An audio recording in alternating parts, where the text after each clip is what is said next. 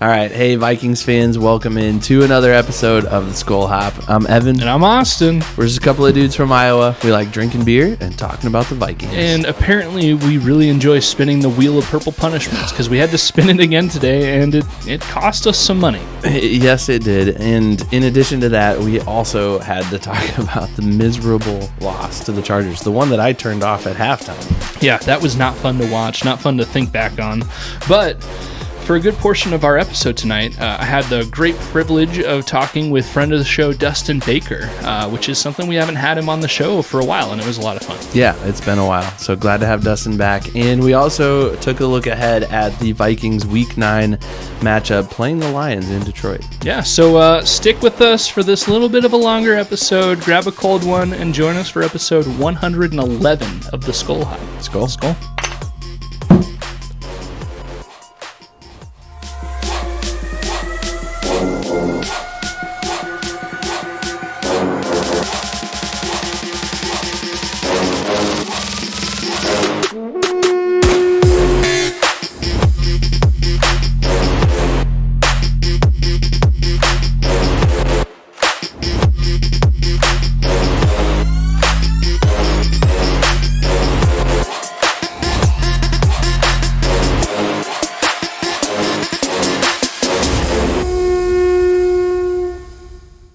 We just want to say thank you to show sponsor Big Top Ventures for sponsoring today's episode.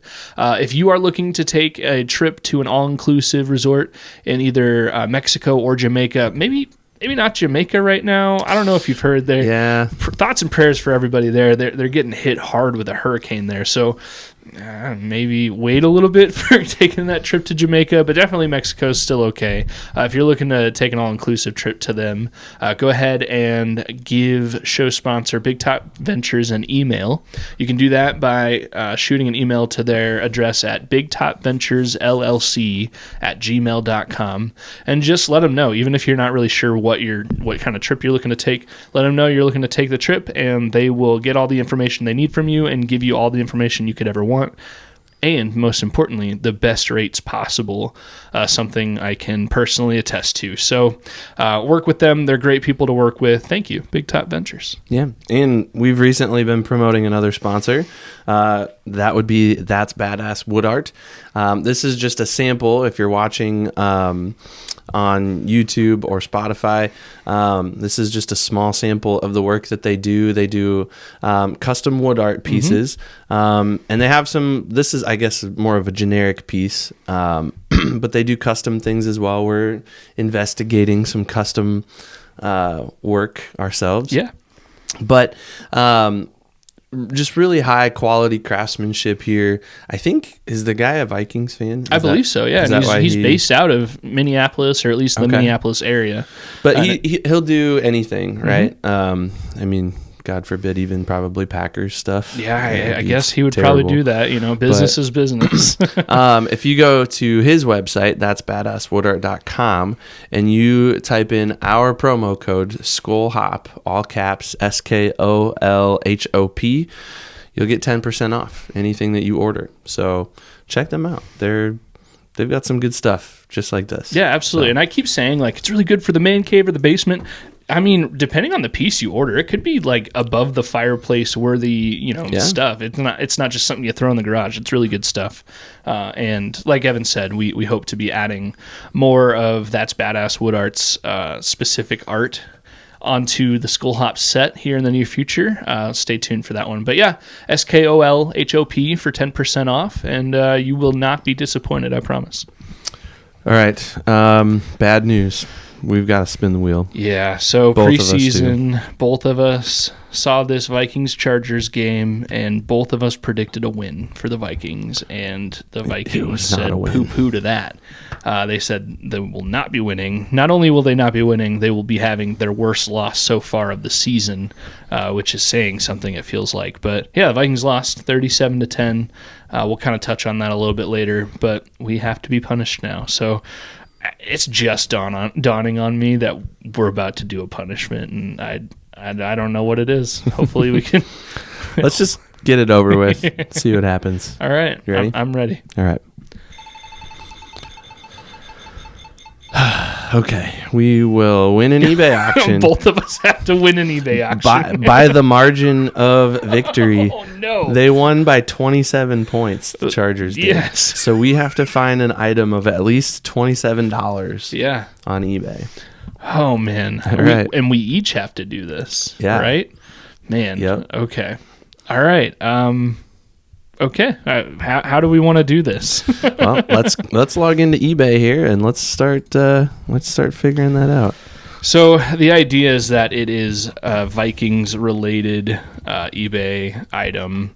I'm gonna try to figure out. I thought we had a way to screen record everything that we had. Are you gonna screen record yours? Because I can do mine again. I turned mine off. I figured we could just talk about it, but if you want to do it, we can. Okay, I mean, it looks like it's pretty easy. I'll try it out, and then if it doesn't work, it doesn't work. All right, so I'm just going to go to eBay, type in Minnesota Vikings, and let's see. Yep, I did the same thing. No, not somebody's shorts. Yeah, no, for that $25. looks pretty sketch. So again, importantly, our final price has to be at or above the losing margin, which really sucks because this was the biggest margin of loss the Vikings have had so far this year. Does $26.99 count? I would say if the final total, including that's pretty cool, including shipping and everything, we're making our own rules here. I'd say that's fine. That fulfills. Yeah, it's like a 3D printed big Vikings chain. I can buy it now for $26.99. Oh man, are we allowing buy it now, or do we have to win an auction? If it were for like $1, I'd say let's have to auction it off, or have to win the auction. But for this, we might be here all night if we try to buy it now, or if we tried to win an auction. So I'm gonna say a buy it now. For me, if you're cool with it, that probably works too. So okay, well then I'm gonna buy this now. I'm gonna buy a Minnesota Vikings oversized sports chain, a la like Kirko chains 2020. Was that 22? Season that was the big that Kirko magical chains where he was chains. wearing the chains on the airplane back from everything. All right, well there you go, you found yours. What are you looking up? I'm still trying to search the right thing. Oh, here's a Fran. The listing says it's a Fran Turkington throwback jersey. That would probably fulfill it. I wonder if that works here. Yeah, this is probably really great radio, really great podcast to listen to.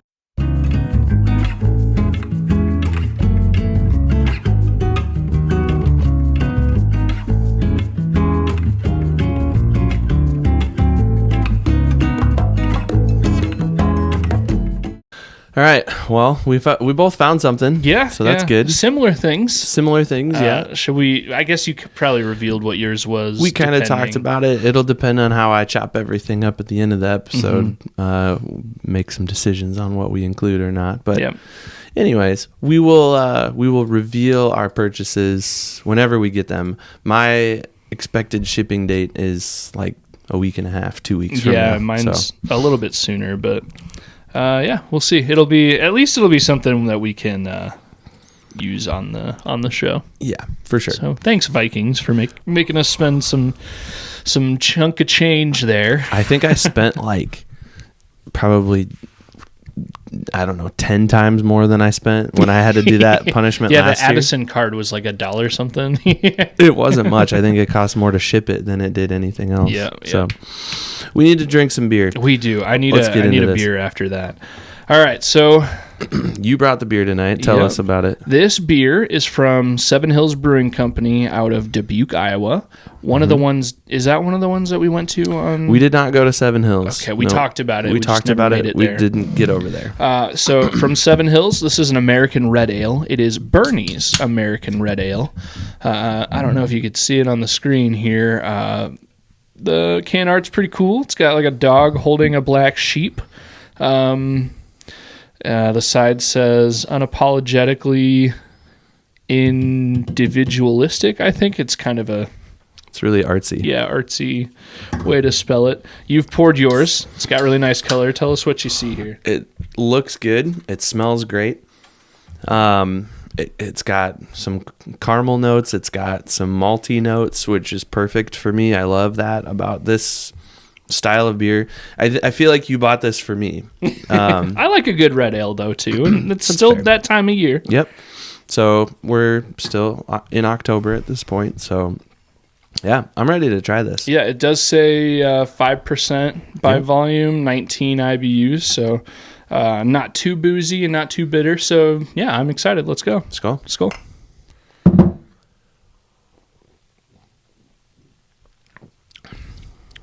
Yeah, I like that. Oh, yeah. That's good. Nice, malty. Mm-hmm.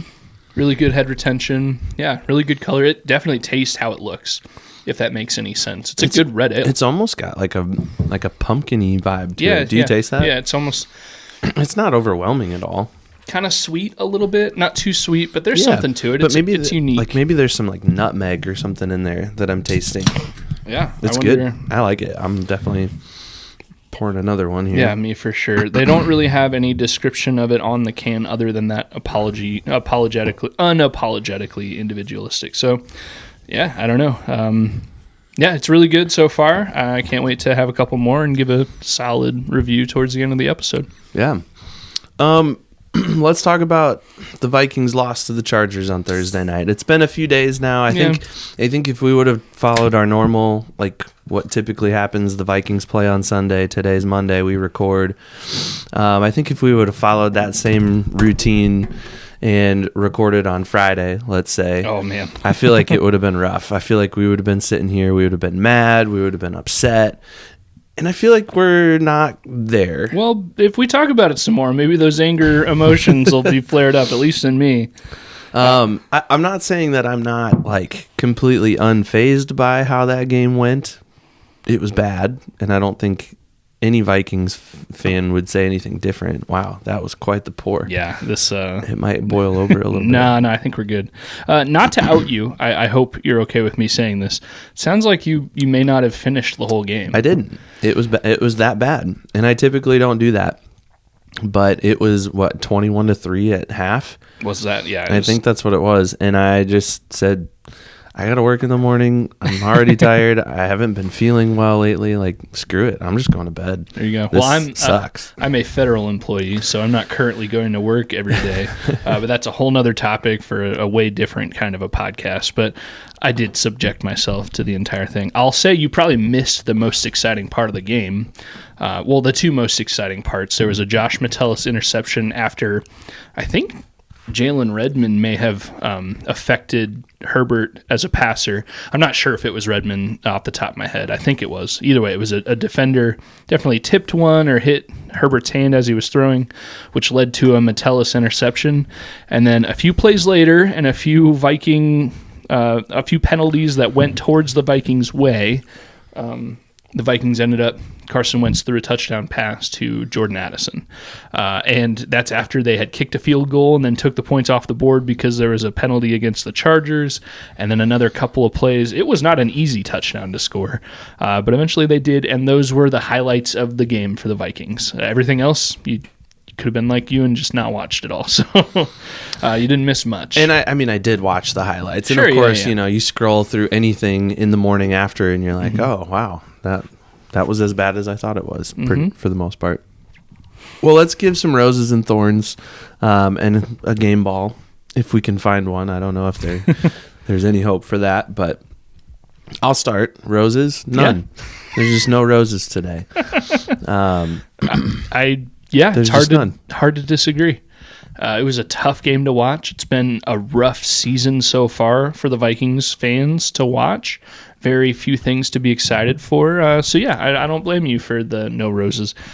In the nature of the game here, I felt like I had to find some kind of silver lining, and even watching as much as you did, you saw Carson Wentz took a beating, and he went into that game not 100%. He got thrown around and just beat down all game and kept coming back up until it was to the point at the end of the game where So we will have Dustin Baker on, spoiler alert, here shortly in this episode. It was a pre-recorded conversation I had with him last night, and I kind of talked to him about this. It felt like there was 5 or 6 times that you're like, okay, obviously, at least Carson Wentz isn't going to go back in. And then he just went back in. And every time it's like, what are they doing? Like, I get, you want to keep your guys out there as long as possible, but like he's crawling on the ground in pain. So that all leads to my rose is that J.J. McCarthy, at least he didn't have to take that beating. And I think Carson Wentz stayed in there long enough because they didn't want Max Brosmer to have to take that beating. And I think part of it is Carson being a juggernaut that he is. Say what you want. I'll say what I want about his playing ability. He was one tough SOB, and he probably on the sideline kept saying, like, I can go. I saw Ben Lieber tweeted something today that said he does not believe that Carson Wentz was subjected to that against his will. Mm-hmm. He thinks Carson just wanted to be out there playing and wanted to tough it out, and that's what he did. And I would believe Ben Lieber. He's on the sideline for every game. He played the game. So, yeah, I find that interesting. This is kind of a little bit of a sidetrack, but I just watched this. I was going to send it to you today, but I forgot. There's a really interesting interview with Matt Castle. Oh. And he was talking about it, and it piqued my interest because Matt Castle played for the Vikings. Yeah. But he was telling a story of when he played for the Chiefs. Mm-hmm. And they were winning this game, and I forget the circumstances of the game, but the offensive coordinator benched him in the middle of the third quarter. Okay. And they needed to win the game. They were up by like 10 or 14 or something in the third when he got benched. And it was kind of this like, what's going on? And I think it was just because he and the coordinator were kind of beefing with each other in that moment. And, they punted or whatever. The other team got the ball. When it came time for the Chiefs to go back out on the field, as Castle's telling the story, he said, I went back out on the field, even though he told me I was benched, and he was waiting for the play, and the play wasn't coming in. They were like withholding that information from him. So he had to improv, and I think they ended up turning the ball over because he didn't have a play ready in his mind, and the coaches weren't giving him one. Interesting. So then the other team gets the ball again, and then they go back out on the field again, and same thing. Matt Castle walked out belligerently against the coach's wishes. They weren't giving him a play, but this time he was prepared, and he had like 3 plays ready to go in his head. They got a first down, nice. And then finally the coach chimed in on the radio and was like, all right, Matt, let's do this. That's fine. If you can find that, send it to me. I will send it to you, and I'm not doing it justice. Sure. There's more to that story that I'm probably leaving out, but it's just interesting, like the dynamics between coach and quarterback and what all goes on. And like we've seen the best and the worst, I think, of that as Vikings fans. We've seen the Kirk Cousins grabbing Mike Zimmer, and we've also seen Kevin O'Connell like whispering sweet nothings into Josh Dobbs' ear, and he just goes out and plays amazing after being on the team for 24 hours or whatever. And as recently as against the Chargers, we saw heading into on the sideline in the whole first half and then heading into the locker room at halftime, Josh McCown and Carson Wentz seemed to be having a grand old time because they just were. I will say it seemed more like McCown was the one who was laughing and smiling the whole time, and Wentz just was kind of doing the whole like, yeah, funny, like, okay. I don't know what they were saying, but it seemed like they were having a great time, even though the team was getting just embarrassed. Shellacked. So yeah, 2 things: them laughing on the sidelines, and then out of nowhere, it seems like, oh, he's injured enough. Carson is to be on injured reserve today. Some not fun things to see. But so those are our roses. You had none. Mine is that at least JJ didn't have to take that beating. Thorns, Evan. Everything. Sorry, I'm just gonna go like completely hyperbolic, and we're just gonna call it what it is. Yeah. This was a bad loss, and I didn't have to watch the second half to know that it was going to be just as ugly. And sure, maybe I missed the one bright spot, but it sounds like the bright spot didn't didn't even happen without a whole bunch of stuff that didn't need to happen, penalties, you know, and the gamut of all that other stuff. So things are pretty thorny right now in Minnesota, and I don't know that that's going to clear up for a while. I think it's going to be an adjustment with J.J. McCarthy under center. Their next game is against none other than the Lions, which we'll talk about a little bit later. My thorn is pretty much the same as yours. It's just I worded it differently. It feels like this team doesn't have a lot of hope right now. Feels like too many guys are injured. Feels like, you know, too many negatives are surrounding QB1, not Carson Wentz, J.J. McCarthy. Too many negatives are surrounding his KOC. Has he been figured out as an offensive coach? Has Brian Flores been figured out as a defensive coach? Those ideas are something that we'll hash out here in a few minutes with Dustin Baker. But yeah, it feels like there's just not a lot of hope for this team, which sucks even worse because we started this season with a lot of hope. And you said it countless times. I agreed with you countless times. Not only was there hope, but there was reason for hope. Oh, the optimism was so high. And it was valid. It was good optimism to have. It wasn't just delirious optimism. Bolstered both offensive and defensive lines, brought in another running back. Yeah. You had Adam Thielen coming home. Yeah. You had depth at quarterback to back up your rookie, or I guess your redshirt rookie quarterback. Yeah. He still feels like a rookie. It's funny. I'll say that to Dustin here shortly. But on top of this team feeling like everything, the roof has fallen off and the Metrodome's collapsing again, everyone else is doing well. The NFC North is just as competitive, and every other NFC team this week, a lot of NFC teams took some losses to AFC teams, but it still feels like everyone else is outrunning the Vikings, and the Vikings are sucking it up, and there's only so much season left. So to me, yeah, that's the thorn, which is the same as yours, is that there's no hope. I think the silver lining, at least in the division, is that the Bears, I think, will continue to bear.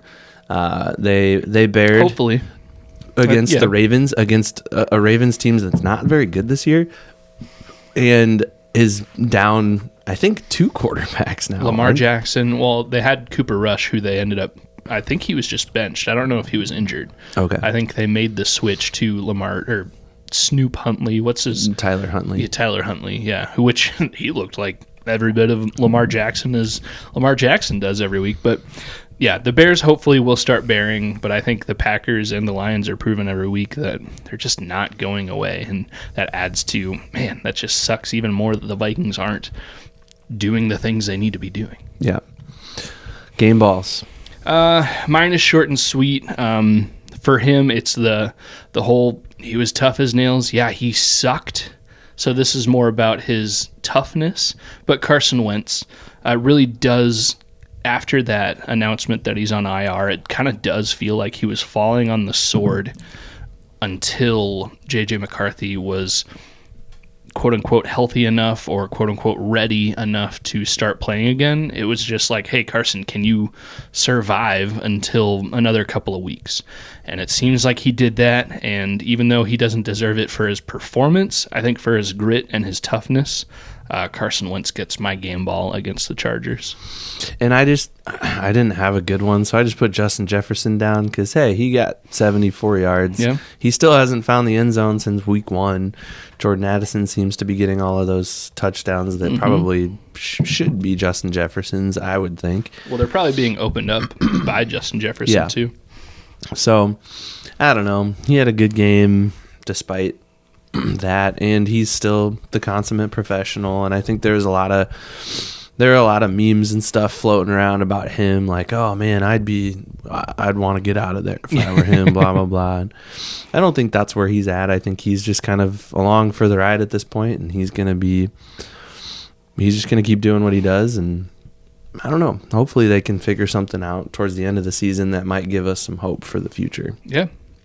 All right, well, Skol Hoppers, we're going to be transitioning into a conversation I was lucky enough to have last night with friend of the show, Dustin Baker, and I hope that by the end of that conversation, if you'll do us the favor of sticking around for the whole thing, hopefully by the end of it, you'll be like me and be thinking, man, I like it when I hear Dustin talk about the Vikings because it always kind of makes me feel better about the team.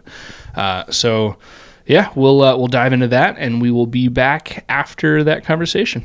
Skol. Skol.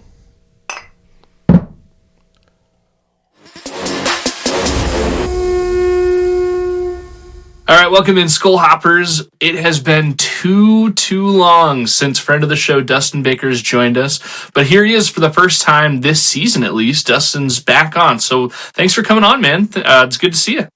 Yeah, last time it turns out that I delivered some deep cut, unheard takes because of the recording snafu. So for your viewers, I've been aloof, but I'm back now. Kind of at a shitty time to talk about Vikings football, but what can you do? It's not our first time in this type of spot. Yeah, I've mentioned it on our show a few times now, but yeah, the last time we tried to have you on, Dustin, you and I had a really solid, probably 45-minute to an hour conversation, and turns out it was just basically a FaceTime the whole time. I never hit the record button. So you live, you learn. I've always heard you're not a real podcast unless you have a fully unrecorded episode by accident. So I guess the Skol Hop's a real podcast now. But we are recording now. Everything's good. And like you said, the Viking season has not started off good. I'm going to be superstitious, and I'm going to say that that's because we haven't had you on the show yet this season. So now that you're on, all the wrongs have been righted. All the cheeseburger arguments have been had. We can get going and hit reset on this season. So first off, I mean, I always see the negatives in things. You know, the second somebody throws an interception, I'm like, oh, well, there goes the game. It's going to be a blowout, and the Vikings are going to lose the next 100 games. Is there anything to see positive about the team so far this year?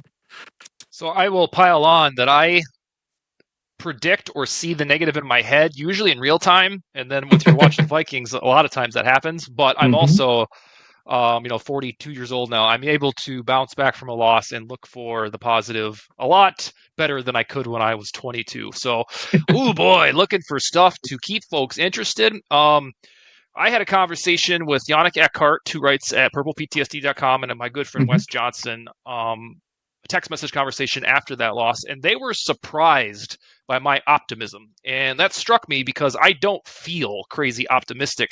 But what I have done since Thursday night is I've tried to understand what has happened.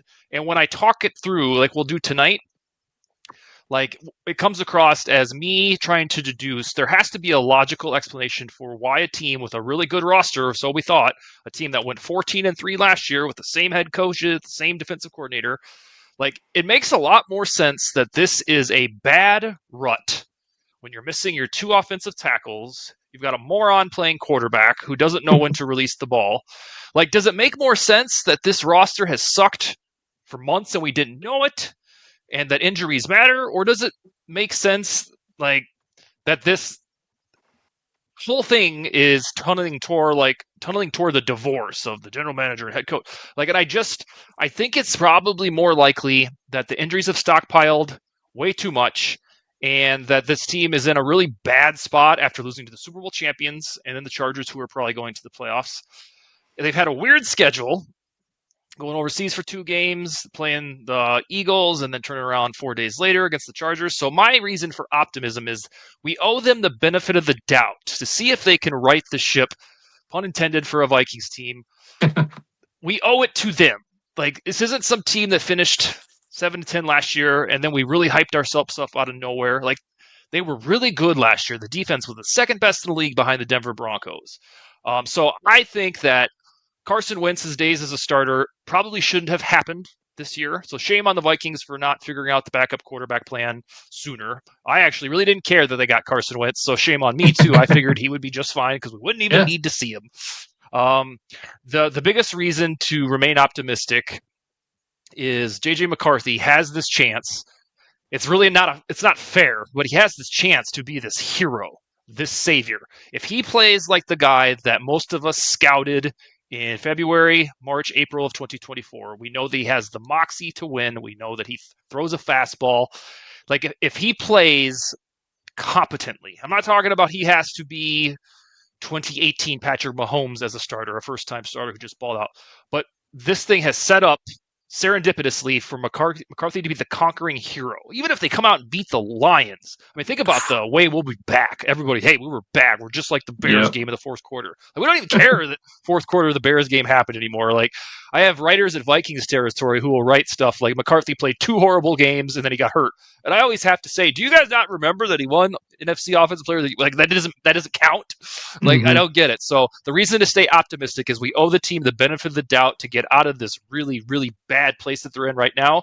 And by the way, everybody wanted a rookie quarterback 2 years ago. They wanted to be done with the Cousins era. Cousins sucked today, by the way, in his return to starting. Yeah.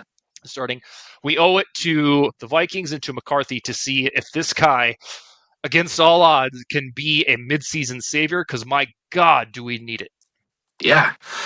Looking at Wentz specifically, I keep going back and forth that if you look at his, 5 starts did he have so far, and hopefully that's it. Overall, I think he gets a passing grade. I think he threw for a good amount of yards each game, except for the Bengals game when it was still, he didn't have to do anything. Overall, I'd say 80% of his play with the Vikings has been fine and or good, but then you get the other 20% where it's like, why did you dump it down to the ground for intentional grounding when CJ Ham was wide open for a touchdown right there? Why did you do this? Why'd you do that? And then in this past game against the Chargers, it really seemed like Kevin O'Connell was punishing him for being bad by leaving him out there when it seemed like he was going to die. So I really think the Wentz era may have gone better had he been with the team longer than, just a week or two before the season actually started. But I don't know. I think it's just because there were a few losses in there, myself included. Everybody's just got this terrible taste in their mouth with Carson Wentz, because even though most of it was good, the bads were bad enough to say this guy should be cut today. So I'm hoping the JJ McCarthy era, it's starting at a place where it's like, oh, thank God we finally got JJ back, and he's already like 10 steps ahead of being that hero that you just said. And I just hope it goes well, because one missed pass, if he has a pass like Carson Wentz did early in, I think it wasn't even the Chargers game. It was the game before that where he missed Jalen Naylor across the flat for what probably would have been a touchdown. If JJ McCarthy has a pass like that, everybody's gonna be like, oh, here we go again. Let's see who's the best quarterback in the draft. So I really hope JJ comes in and plays well. Couple things on Carson Wentz.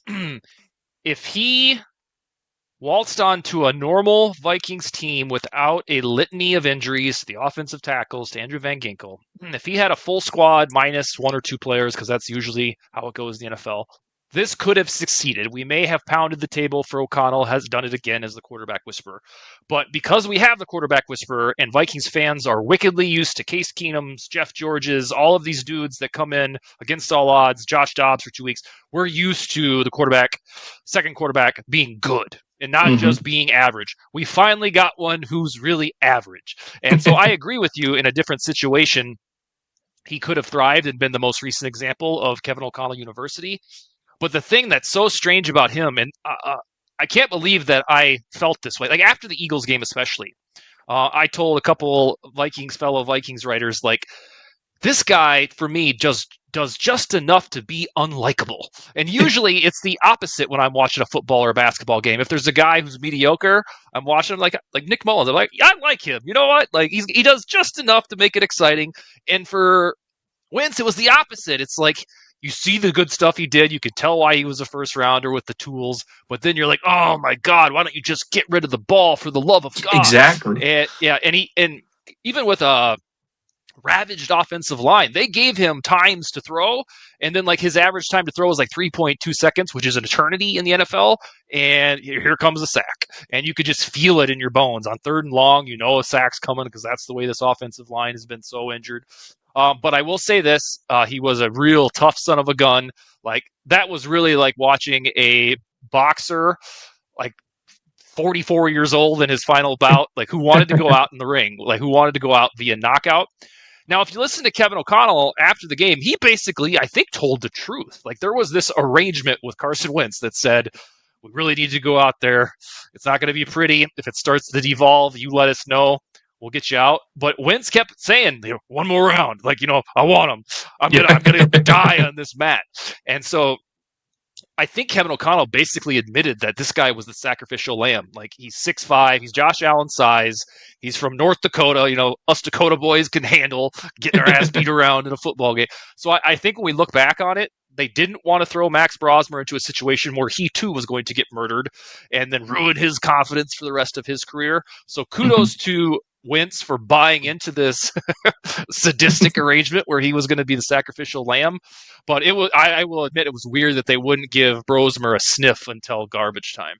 Yeah, I couldn't believe it. There's multiple times in that game where I'm like, all right, well, obviously it has to be Brosmer now. Like, there's no way oh my goodness, they're throwing Wentz out there again. Like, I couldn't believe it. And it felt towards the end of the game too, like, I think the Vikings got one or two offensive drives that they didn't plan on getting, where it's like, okay, finally the game's going to be over. The Vikings are going to just... interception. It's like, what is happening? I'm sure KOC at one point was like, I gotta throw this guy out again. Question for you. I know you're a season ticket holder, right? So you've been in attendance for most of the games. I'm not a season ticket holder. I've watched every game on TV this year. I've seen on Twitter from people that have been in the games, like, guys, it's not like Carson Wentz doesn't have options to throw to. Is that the truth? Like, is it just that it seemed like he was, locked into his first read for too long, and then, oh crap, that one's definitely not going to work. Third read's open, but he's getting sacked before he looks at his second read. Is that fair? It's fair to criticize missing open receivers, which he has done. But he is a seasoned veteran, been doing this for 10 seasons now. So it's not even that he's missing the first read. It's that when he's going through his progressions, he's missing the best one. And that's what's so frustrating. And so we can make excuses, which I've done for 3 minutes already, about injuries. We can question Kevin O'Connell, like, I can't believe he's not throwing quick passes. But I swear to God that if you drop a top 20 quarterback, hopefully that's McCarthy, into this offense, the players are open, my friend. And go back and watch the tape on these plays. It's not like every defense has solved Kevin O'Connell. There's things to criticize Kevin O'Connell about, but this one isn't one of them. It's that Wentz is... That's why I was quasi-surprised that Wentz wasn't benched after the Eagles game, because after that game at Kevin O'Connell's little interview, they said, how do you evaluate Carson Wentz today? He said, well, he went out and he competed and blah, blah, blah. It's like, that would be like somebody who writes in Vikings territory. They're like, hey, Dust, how did I do today? I'll be like, you were on the internet and you were typing some sentences. That's how you did. Like, so it was a real milquetoast critique, but because he didn't deserve a lot of praise for the Eagles game. There are players open in Kevin O'Connell's system. They have been through the entire Wentz era, and he has routinely missed them. Now, he hits them every now and then because he's still got a pretty sweet arm, and we're like, this guy's badass. But then he just has those head scratchers. The intentional grounding against the Eagles, that was unforgivable. And those are the plays, my friend, that swing a football game. Like, if J.J. McCarthy connects on one or two of those, or these bastards referees and replay people don't overturn touchdowns, we're looking at a team where we're not talking about the pits and like, oh my God, is the head coach going to get fired? So it's that close. Like, I really, in my heart of hearts, hope that when we talk to each other in 2 or 3 weeks, we look back and say, wow, it turns out that starting offensive tackles matter. It turns out Carson Wentz wasn't that good. And it turns out the Vikings drafted the right guy because, hey, we've won 2 out of the last 3. I think that actually makes sense, too. It's not a homer take to say you get your offensive tackles back, you get your starting quarterback back, and then it alleviates the fears of, God, do we have a coaching staff that sucks? Like, does Ryan Flores don't know how to coach anymore? Has Kevin O'Connell been propped up by this mystery influence his entire career? It makes more sense this way, my theory, that you'll get your protection back, you get your quarterback back, and then everything else kind of trickles down, because they were on the field, the defense, for 40 minutes against the Chargers, and you're going to get slaughtered when your defense is on the field for 40 minutes. Yeah, I think everything you just said, and the idea that Wentz yeah, maybe he can rack up some passing yards in perfect situations, but he's just not that great. Those ideas are consistent with something you said about JJ McCarthy all offseason since the end of last year. It's like you said it many times on the Skol Hop and everywhere else that like McCarthy doesn't have to be Superman. He doesn't have to be an MVP Mahomes. He just has to be okay. Like just be a game manager. That's fine. Like then this team will soar. And I think we've seen that.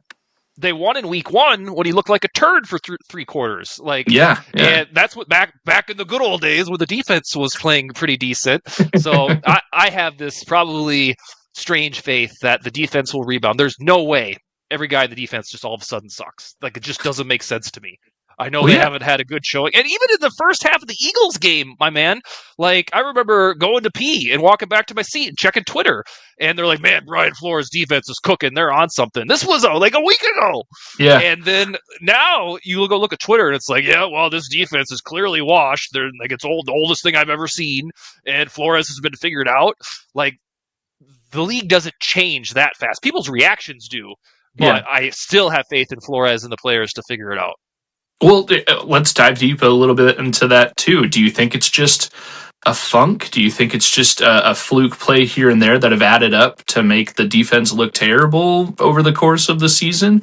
Or is it individual performances? Did we put a lot of faith into Hargrave and Allen, and we haven't really seen them explode on the stat sheet much? Like, is it just a bunch of little things adding up that are flukes and it'll all get figured out? Or is there something that, I mean, yeah, maybe Flores hasn't been figured out, but has one or two things been exploited against him that could be fixed? Okay, let's start off with the caveat that we are 7 games into this, which is 41%. So most of the shit we're seeing are trends. Like, this isn't a week 2 show where we're like, hey, it's week 2, they're going to figure it out.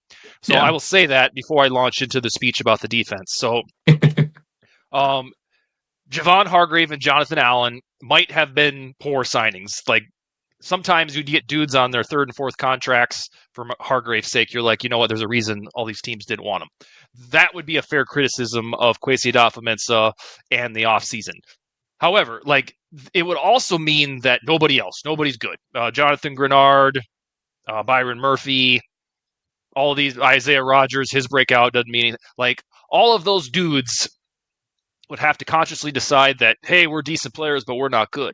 And I just don't believe it. I really think that when you can't run the football on offense and you're like ranking in the bottom 3 of the NFL in third down conversion percentage on offense, you're giving the ball back to the other team, which puts your defense on the field, and you're asking them to do a lot more than a normal team would.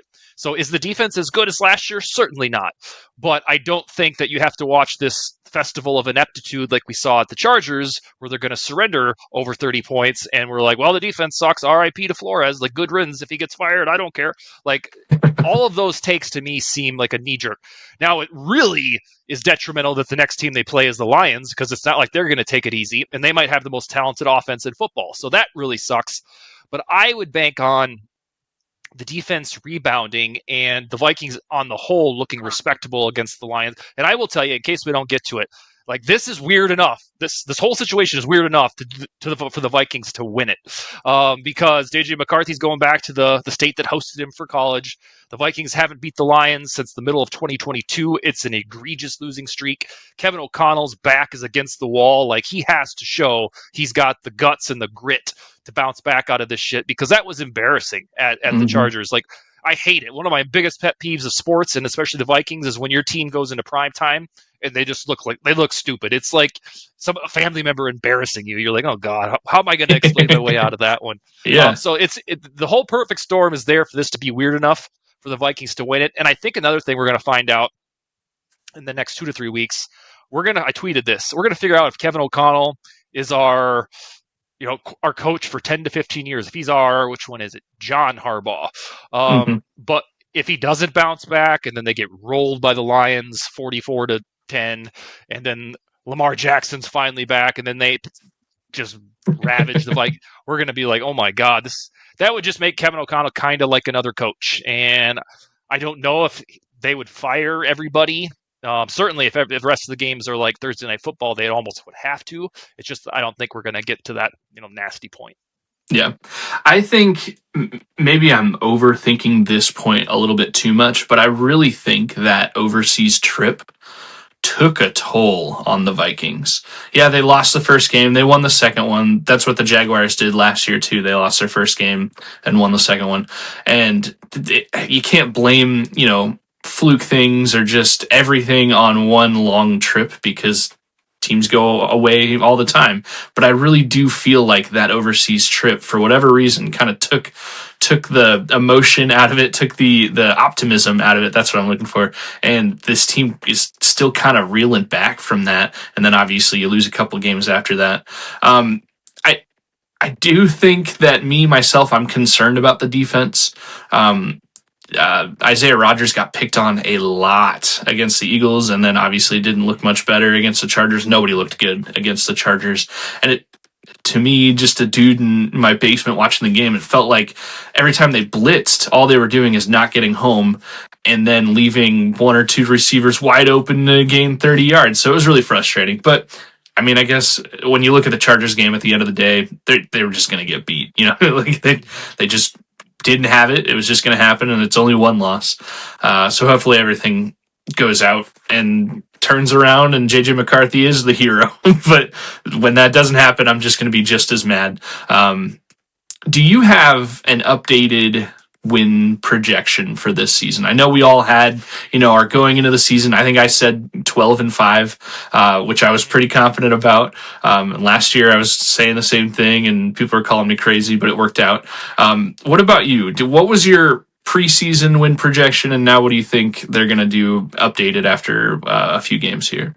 Well, I famously, in the backdrop of your show, when we got off our show where you predicted 12-5, I was like, he's got a lot to learn. And then they went 14-3. So I was one of the ones that thought you were a homer that Oh, night. yeah. I went 10-7 for my preseason prediction. I wanted to go higher, but the schedule was brutal. We're seeing that in the flesh now.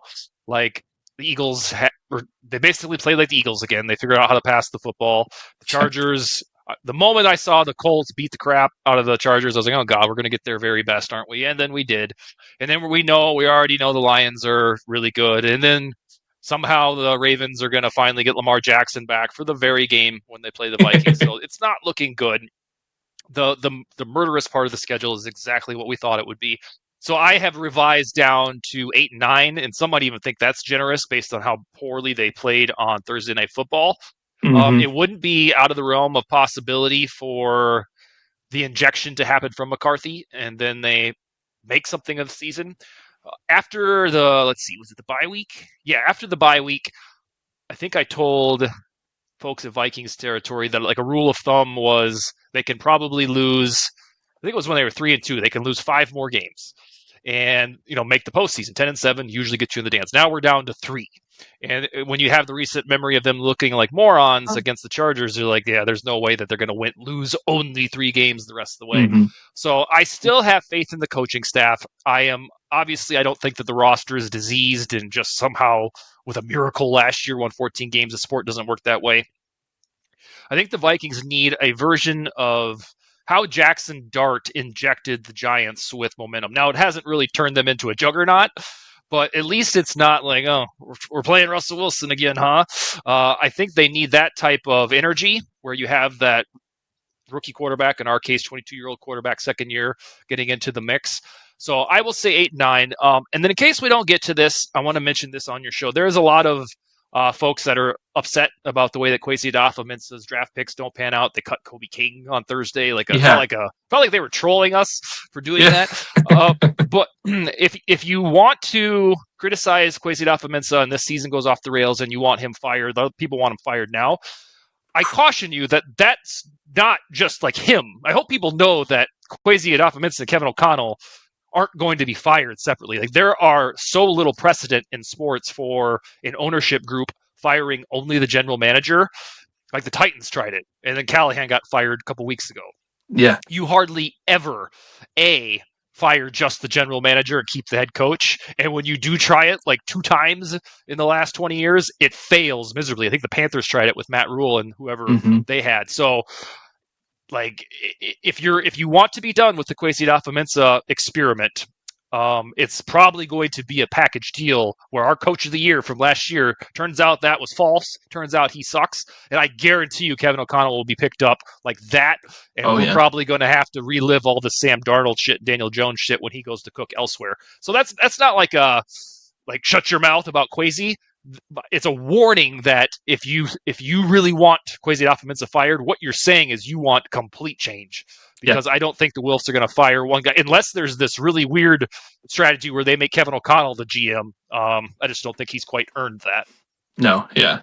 I think I agree with you on Kwesi. I'm still a Kwesi fan. I still think you can point out the obvious failures and still be excited about the obvious successes like Grenard and Van Ginkel and even Sam Darnold last year. Like there's enough of what Kwesi specifically has done by himself and obviously with the scouting department that we can still be excited for him. And he's still an optimistic thing to have, a good GM to have. It really comes down to McCarthy. I mean, McCarthy is like, right now is like the hinge, like is the almighty. Like if it turns out where he looks completely useless for these next 10 games, and everybody and their dog recognizes that he doesn't have the grit. Like it's not even development. It's just obscene torture to have him out there. Like, I don't think that will happen. But if that did, that would probably be the end of Kwesi Adofo-Mensah and probably Kevin O'Connell, because if the quarterback whisperer can whisper to everybody else, but not the guy he handpicked, it's not going to work out long. Like every time that I get in my bag, like you talking about, but Kwesi has some of these success stories. Some of the draft classes, 2022 was horrible. Some of them have been great with Jordan Addison, and I think Dallas Turner is going to be pretty good. It all comes down to McCarthy. If he hits on McCarthy, and that's why this game against the Lions is so... I mean, it's one of the larger moments in regular season Vikings history in a long time. Mm-hmm. If they come out and get boat raced, I mean, oh man, we're going to be like, what are we even doing here? So this game has a lot of stakes, man. 2 questions for you about the quarterback position. First one, and I know the whole soft benching was not real. They didn't, want to quietly bench the guy that they're lynching, KOC and Kwesi, the guy that they're attaching their careers to. Like you just said, if JJ McCarthy is a failure, whether that's they never let him see the field or he actually gets out there and he fails, that's terrible news for the coach and GM, like you just said. Do you think there's anything, because I could be convinced of this, do you think they're being a little overcautious or have been overcautious with JJ McCarthy with that whole idea in mind that their jobs are on the line if this kid is awful, kind of really prop him up as best they can by getting other players healthy and, leaving him, making sure he's really healthy? Do you think there's anything to that, or has it just been, hey man, it's been a really rough high ankle injury and there's nothing they can do about it? I think they are being overly cautious with him because this is what they do in general. Like TJ Hawkinson, it took him a full, my goodness, what was it? Ended up being a week, like almost. It was around this time last year that he finally came off of the... Yeah. Or like, Stephon Diggs tore his ACL real bad, and he was back by week 1. And with Darisaw, we're like, oh, well, that ain't going to happen. And we thought it might, but for real, it ain't going to happen. So I think they tread cautiously with injuries, which might be the good way to do it for like player empowerment.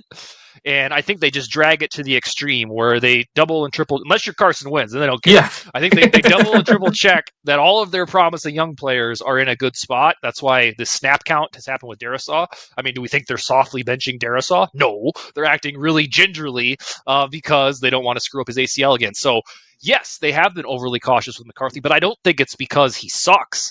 I think it's because when Kevin O'Connell says, he said a month ago, like, it's not going to be like, hey, his ankle is better on Friday night, he's playing Sunday. It's going to be, he's going to have a full practice load.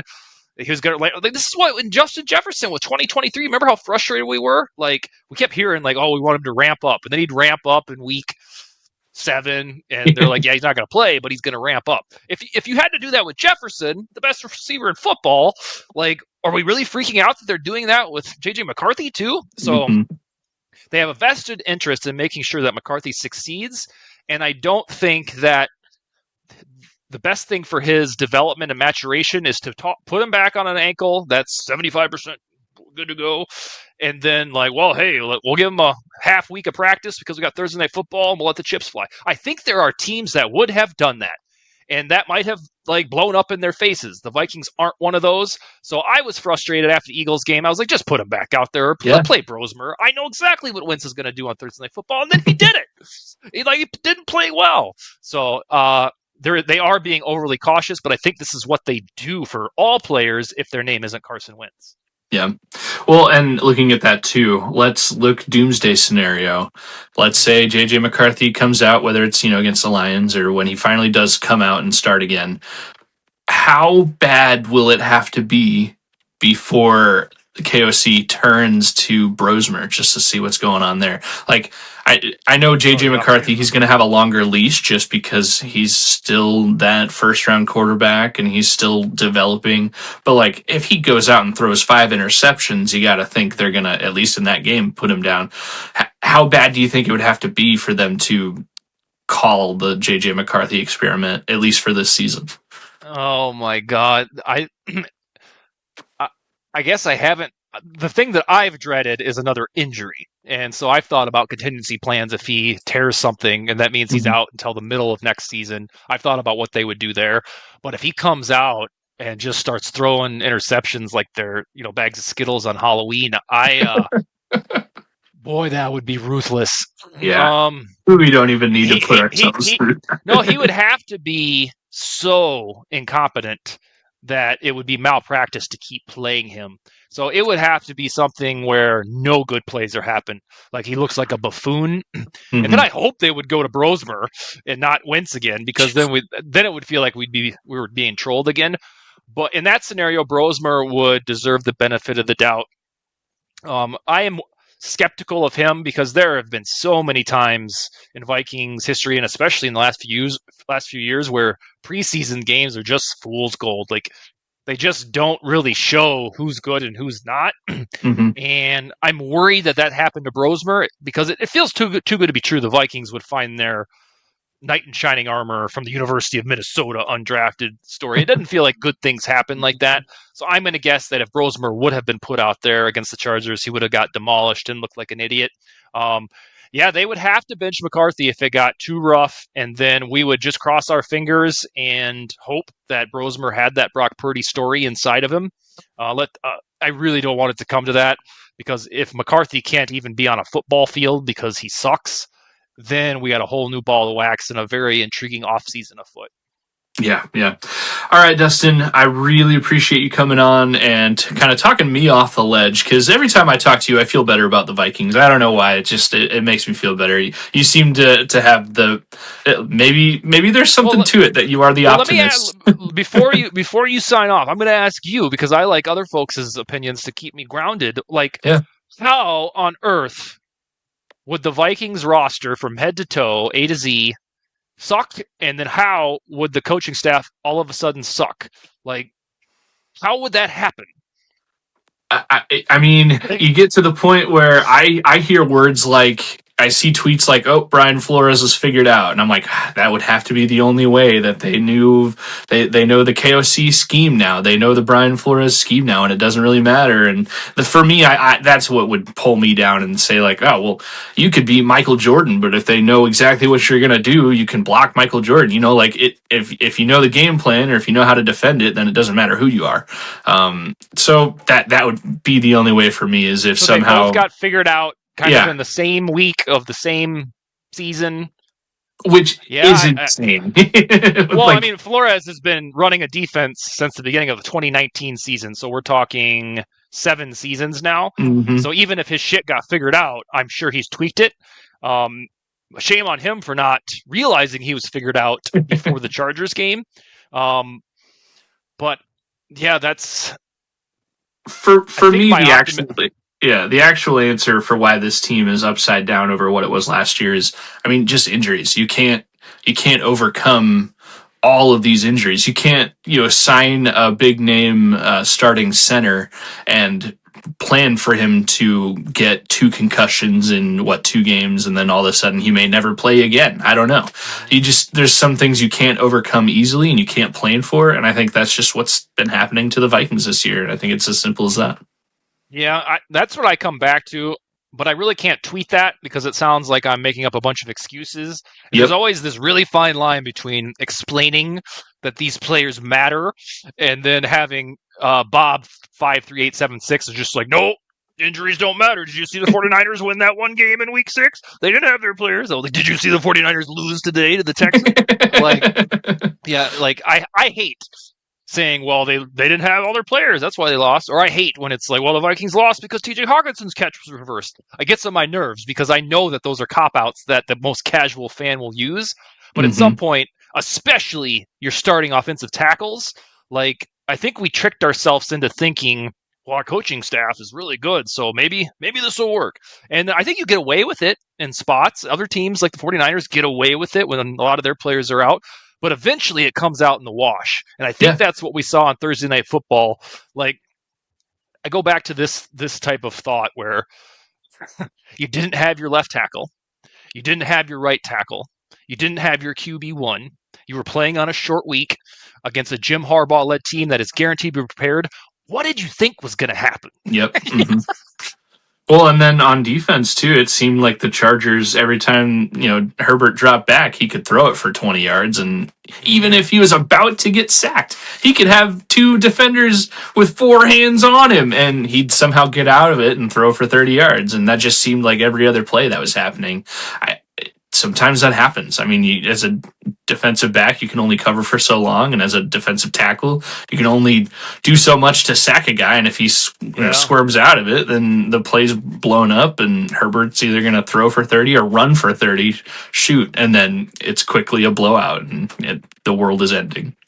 The last thing that comes to mind, and I think this is the same for all of your listeners and yourself, isn't it weird how different the build-up to a Vikings game is for that week when you know it's going to be Carson Wentz versus when you know it's going to be J.J. McCarthy? Like, I remember at this time last week, and then Monday, when Carson Wentz was nominated to start, I remember thinking, like, oh, God, I don't have to watch that one and hope for the best. And I shouldn't have to feel that way about, one of the things that I love. On the other hand, if McCarthy had been tapped on the shoulder Monday morning and said, 80% ankle, it's go time, or even this week, it feels like a different thing that you're about to do, to watch a game led by your knight in shining armor, quarterback of the future, versus Carson Wentz, who is mid, and you're hoping that he has some outlier good game. It's a real strange and cool thing, the variance between your anticipation, like, oh God, Carson Wentz, here we go, versus, oh sweet, McCarthy's back, let's see what he's got. Well, yeah, and that's the thing. You said the word hope a few seconds ago. That's the thing. Right now, J.J. McCarthy gives hope because we've seen a couple of rough games, but we saw that really cool fourth quarter against the Bears. And I think a lot of fans that are the level of fans that we are, we actually know what we're looking at when we're watching the game. We still kind of see J.J. McCarthy as that rookie. He still gets called a rookie every 2 seconds. And we still think, hey, man, he just won the national championship. Like, we still have that hope in this guy. And I mean, we've seen a couple of rough spots, but there's still that mentality that, like, he's still gift wrapped. He's not opened up, and we don't know that he's mid yet. We don't know that he's terrible yet. We still think, like, there could be anything in this gift box. It could be a good quarterback, and that's kind of the mentality that we all have right now. Because I agree, I'm more excited about McCarthy than I would be about Wentz starting a game. Think of the way, let's say the worst case scenario occurs over the next week to 3 years. It turns out McCarthy wasn't good, or he got hurt again. Like, when we look back at this in 2028, 2029, 2030, we'll be like, that son of a bitch, really? His very first start, like, he had a fourth quarter comeback. It was dazzling. He had the energy. He won NFC Offensive Player of the Week. And then that was the only thing he ever did. Like, that will be mind-boggling, like a Viking story. Like, can't make it up in a fiction book. Mm-hmm. Yeah, well, I mean, think Eagles fans were very close to having that same thought about Carson Wentz. It's just that, they got gifted a Super Bowl or two since then. So, Yeah. I mean, for them, Carson Wentz was the number 2 overall pick. He was going to be MVP that one year, and then, darn it, he tore his ACL. What could have been? And then, their franchise isn't hurting since then. But, yeah, every team has that opportunity to be like, man, what could have been? But right now, Wentz That's the other thing I've been doing is with CJ Stroud in 2020. Which one was he? 2023. Had a wonderful season. And then now he's regressed. And it's like, all right, when's he going to come back? Jaden Daniels, perfect. A picture-perfect rookie quarterback season. Now he looks like a shell of himself, and the Commanders aren't going to make the postseason. They look mid. So what I keep telling myself as one of those homers is, you know what, McCarthy's getting his shit out of the way right now. Like, so when he get his poop in a group, he's going to be more like the Packers type of quarterbacks where it was a slow burn. He had a lot of shit go on before, like the injuries. But when he does get back, he'll be good, and then he won't have this strange regression like we've seen from Stroud and Jaden Daniels.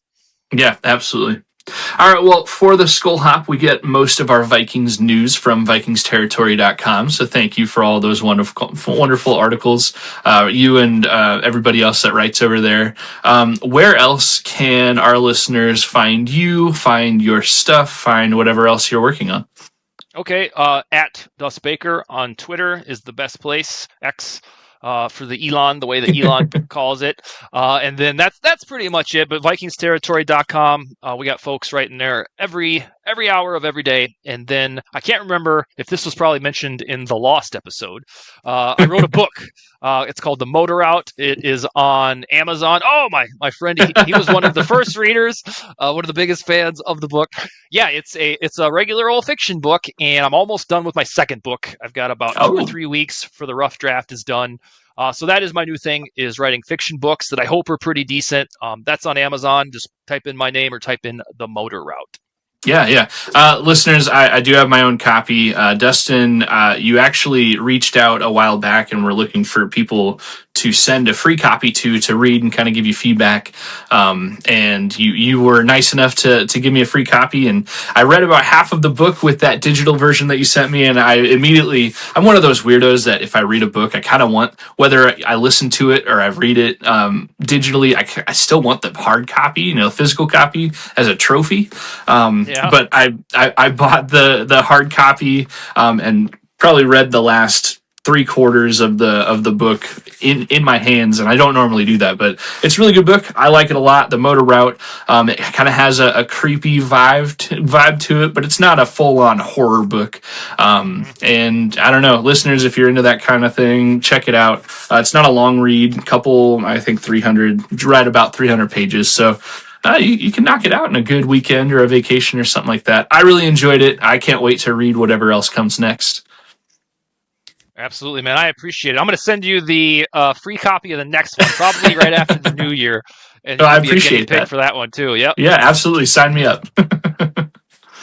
All right. Well, thanks again for coming on. Like I said, you always make me feel better about this team. If nothing else, I think we have a similar mindset about the team where at least I'm not the only one being frustrated about the things I'm frustrated about. We definitely need to start up I think we were doing monthly for you to join our show. I'd love to keep going back with that. And who knows? Maybe this was the superstitious thing. Maybe the Vikings just needed you to come back on the Skol Hop for their season to really start getting good. Yeah, well, we've manifested McCarthy returning to his quasi-home state and getting the job done after a 3-year drought of the Vikings beating the Lions. You heard it here first. It's weird enough to happen. Let's do it. All right, well, sounds great. All right, thanks, Dustin. Skol Hoppers, we will catch back into the rest of the episode here shortly.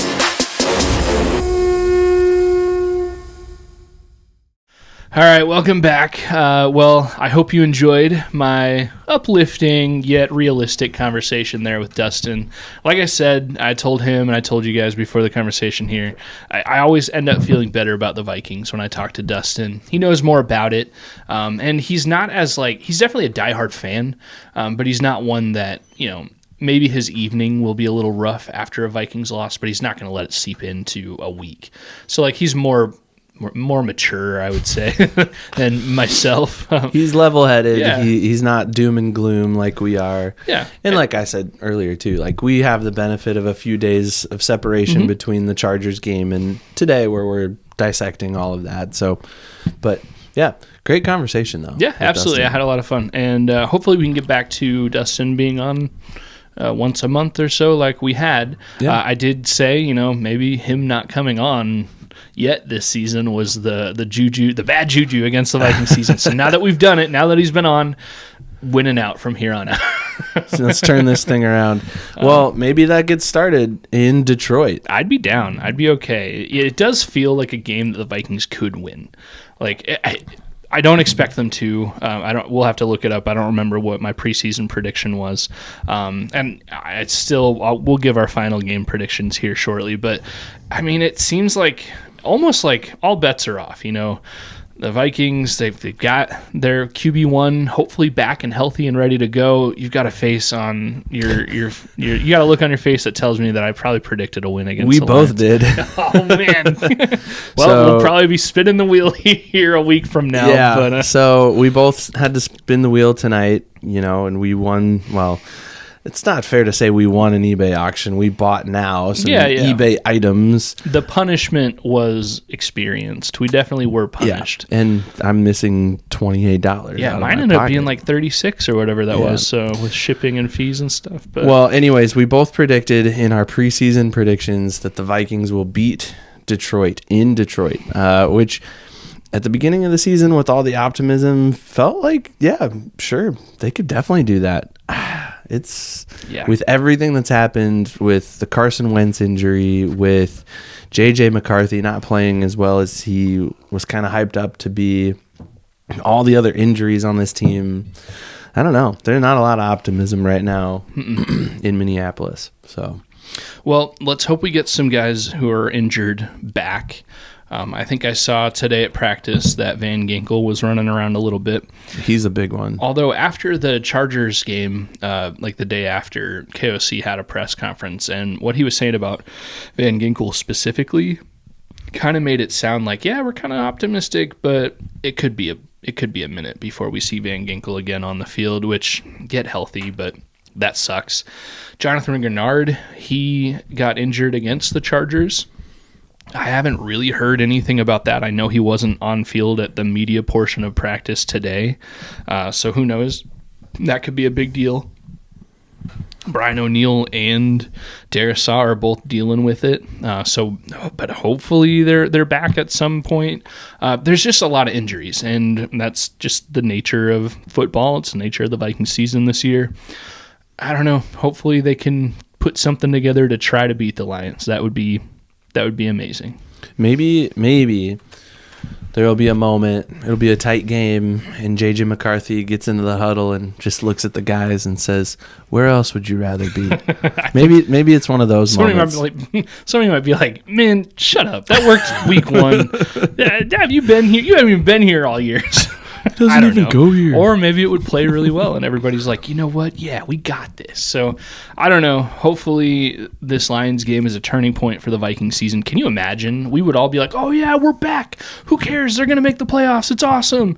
They can beat anybody any given week, but it'll probably be a loss. We haven't done this in a while, but let's quickly, and we don't have this scripted out, so it'd be kind of fun to do it off the cuff. Keys to the game. How will the Vikings beat the Lions if they're going to do it? The defense needs to go back to some form of what they were last year. I think they were like second in defense overall last year. They just need to be close. Last week against the Chargers, that was the worst defense I think I'd ever seen the Vikings roll out, and that's saying something. We saw Leslie Frazier's Vikings teams. Just if they can hold their own on defense, maybe the Vikings can score points. Another thing is just get the running game going on offense. That you just stole mine. Yeah. Like, especially with JJ coming in, having only played 2 games, and now, nursing this injury for several weeks.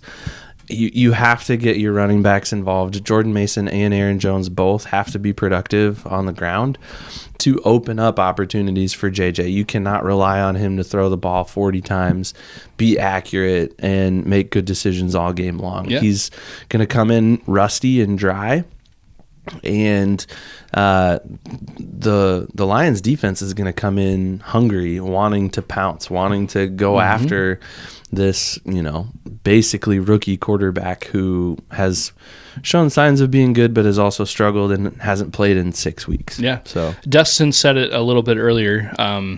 Against the Chargers, the defense, they were on the field for like 40 plus minutes. Jeez. And part of that is that the offense kept going 3 and out. Yep. They kept not staying on the field for very long. So when the defense is out in the game for literally 2/3 of the game, you're going to break down at some point. You're not going to be able to keep up.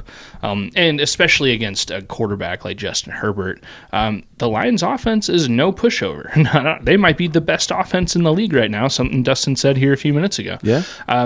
They're not going to take it easy on the Vikings. And the defense, the Lions defense, they're also not going to take it easy. You can bet if J.J. McCarthy gets sacked, somebody might be, paying attention to his ankle just to see how healthy it really is. And that's just how football goes. If you know someone's hurting somewhere, you're going to be really mean to that part of someone for a while. And if you can get away with it or try to do it within the rules, that's just how it works. So it's not going to be an easy game. Hopefully it's a win, but hopefully it's just not another beat down like it was. This season is going to slip away real quick if they keep losing. We are the only ones in our group here that predicted wins. Even the coin predicted a loss. Our wives and our kids all predicted losses to the Lions. All right. So, well, Ev, are you ready to give a score prediction? I can give one. It'll be kind of half-hearted because I haven't really thought through it a whole lot. But I'll give one. Yeah. I think the Vikings lose. I don't think this is not going to be one of those miraculous, like, oh, wow, this was like, I don't think we're going to look back on this game and think to ourselves, like, that was the turning point. This, like, we made the playoffs because of the, like, it's not going to be one of those things. I was thinking a little bit ago while you were talking about Kevin O'Connell, like, we just haven't seen this, like, the rah-rah, like, even when things are bad, how can we persevere? How can we stick with it through the tough time? Like, he just hasn't had that. He just looks pissed off the whole time. Yeah. He looks mad. He looks like he doesn't want to be there. He looks like he just wants to go home and drink a beer, which I don't blame him. Like, when things aren't going your way, that's what I want to do too. But, like, I don't know. It's a different Kevin O'Connell than we're used to seeing. I don't think things magically turn around against the Lions, especially in Detroit. It's a noon game. It's not a primetime game. It's not going to be like, all the bells and whistles. But I think it's going to be business as usual for the Lions. They'll come in. They'll do what they need to do. I think it'll be relatively close. It's not going to be a blowout like it was against the Chargers. And I think that's going to be the consolation for us as Vikings fans. Like, you sent me a TikTok earlier today that was like, when you cheer for a bad team and your team loses and your reaction is kind of like, hey, we almost had them there. I think it's going to be kind of one of those things like, hey, we kind of hung there with the Lions for a little bit. Like, good for us. Like, yeah, I think that's the vibe this game is going to have. It's not going to be one of those like, man, that was amazing. So we'll say 28-21. All right. Well, that's Lions. Funny because I had chosen my number before you even said it. I said the Lions are going to win 28-20. Okay. And I hadn't even told you that. But I think it'll be close to that. But I do think, as a part of that, there's going to be 2 J.J. McCarthy touchdowns, whether it's a rushing one and a passing or 2 passing. I think there's going to be some flashes. I think it's going to be a lot of almost like, man, if only that he wouldn't have dropped that pass, or if only he could have escaped that shoestring tackle, stuff like that. But then I think there's going to be a few plays where it's like, man, JJ just made a really good throw, or I really enjoy how JJ seemed to be able to check down when he needs to, or oh, he's reading really well. I think we're going to come away from the Lions game, win or lose, feeling slightly optimistic about JJ. Not MVP, not NFC Offensive Player of the Week like he was week 1, which I wasn't saying MVP after week 1, but he did get that award, Offensive Player of the Week after the Bears game. But I think we are going to come away a little bit optimistic. However, I think this defense has a lot of things they need to get figured out, on top of the offense figuring out their own issues, mostly with injury. But yeah, I think it's going to be tough. The Lions, as much as I hate their fans, which Lions fans are the worst fans in the entire realm of sports right now. Yes, I said that. I hate Lions fans, so we'll go there. But their team, unfortunately, is still good, even after losing Aaron Glenn, who just won his first game as a Jets coach, and Ben Johnson, who just lost his third game as the Bears coach. But the Bears are looking better than I thought they would. So I think it'll be a loss for the Vikings. I hope it's not. I'm still going to be just as mad when they lose, but I hope they win, and I hope this season doesn't slip away starting now. I will say, as a caveat, and again, we're definitely on the same page, the Vikings will probably lose this game. But if the Vikings somehow find a way to win this game, if they do, you said this on our show, I don't know, 2 seasons ago, I think. It was the Kirk Cousins injury year. And we keep mentioning it too. But it's worth saying, like, if they win, it's a big if, right? Look out, because this could be one of those turning point games. And I know I just said it won't be, but it could be. And it could be the fuel on the fire that KOC's been letting smolder under the surface all season. Like, maybe this is this righteous anger that's just bubbling under the surface. And then his quarterback is going to come out and play finally for the first time in 6 weeks. And everything's just going to click.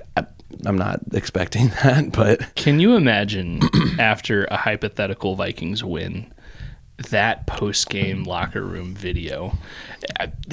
Chairs will get thrown out of excitement. Like the amount of F-bombs that are happy F-bombs that get thrown around in that video, it's going to be a half-silent video because KOC is going to be, and you effing did this, and you effing did this, and you're effing awesome, and it's just going to be a crazy, insane, hyped-up video. I'm getting hyped just thinking about the fairy tale possibility of that. Well, so let's look ahead too, because the NFL season doesn't exist in this vacuum of this week, right? It's this marathon of 18 weeks of up and down roller coaster type of emotions. If the Vikings somehow beat the Lions in week 9, they have 2 home games against the Ravens and the Bears. Well, and the Ravens should be right by then. Lamar Jackson should be better. Should be, but they're not going to be the team that just beat the Bears. Even with Lamar, they haven't played great. Yeah. The Ravens have really disappointed. Probably, I would say. Oh, absolutely. The most, if not one of the most disappointing teams of the season. I think the Vikings are in that category. Oh, absolutely. Too. It's probably 1-2 in terms of like preseason expectations and where they are now. But 2 home games against the Ravens and the Bears before you go to a divisional rival in Green Bay and before you go play Sam Darnold in his place now in Seattle. Like, wouldn't it be sweet to stack up 3 wins and be, what would their record be at that point? 6-4? Yeah, 6-4 if they win the next 3. 6-4 going to Green Bay in week 12. I'd say, man, that's everything working really well. That would be nice, but that's still at this point a fairy tale. It's a pie in the sky, but before all of that, after the Lions game, pretty quickly, is the trade deadline. Yeah. So to wrap up the episode here pretty quick, I've seen some Twitter rumors, not from credible sources, but from more than one Twitter account, that TJ Hawkinson apparently is available to be traded for away from the Vikings. How would you feel about that? You know me. You know that I tend to be a little more emotionally attached to players. And I would feel a little bit of that emotional, like, man, TJ had such high expectations. He played pretty well.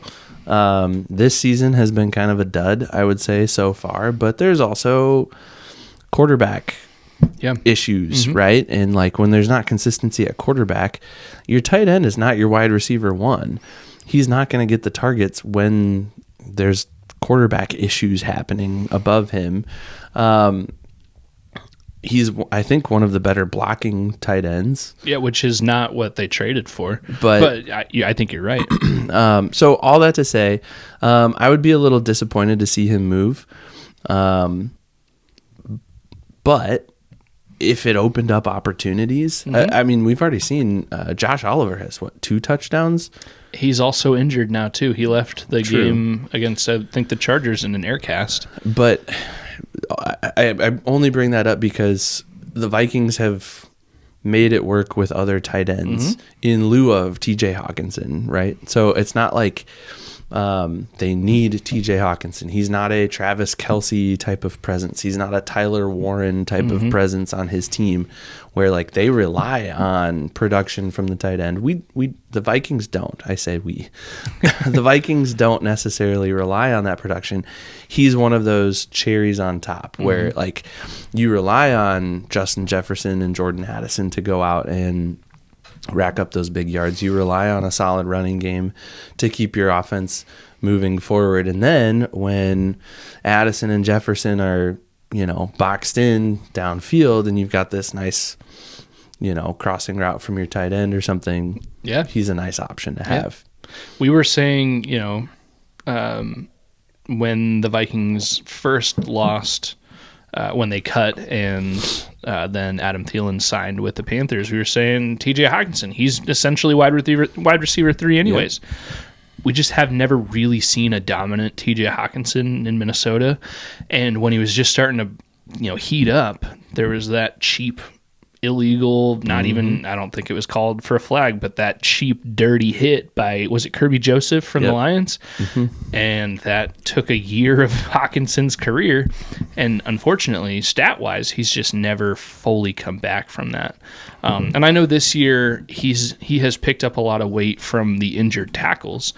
First off, it was Christian Darrisaw was out for a while and then kind of hit or miss, and now Brian O'Neill is kind of out for a while. So like you said, he's blocking and he's doing a good job. That's taken away from his receiving stats. Yep.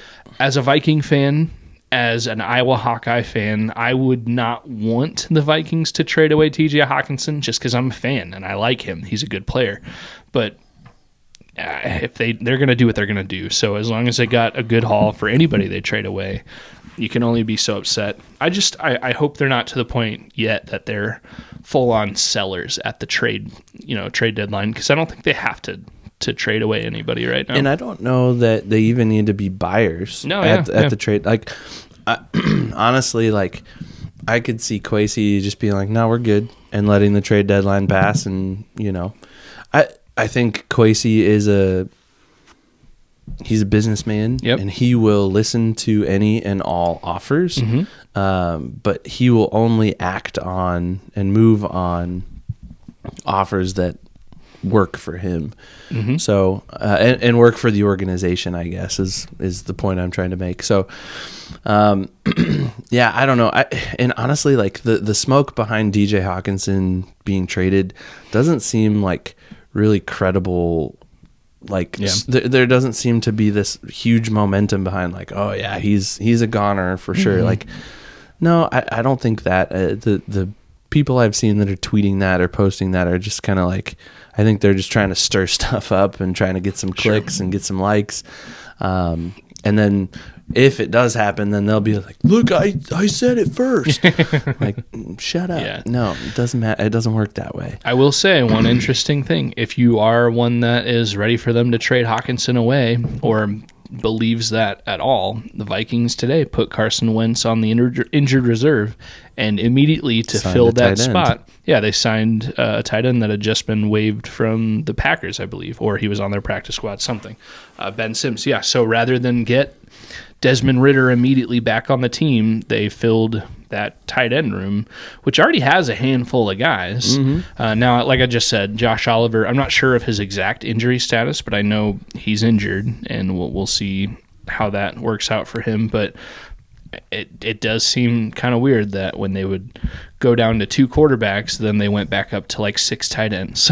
So we'll see what happens. Maybe we'll hit the trade deadline talker a little bit more next week, although by the time we record next, it'll essentially be like... It'll be over. Like 15 hours from the deadline. Oh, that's true.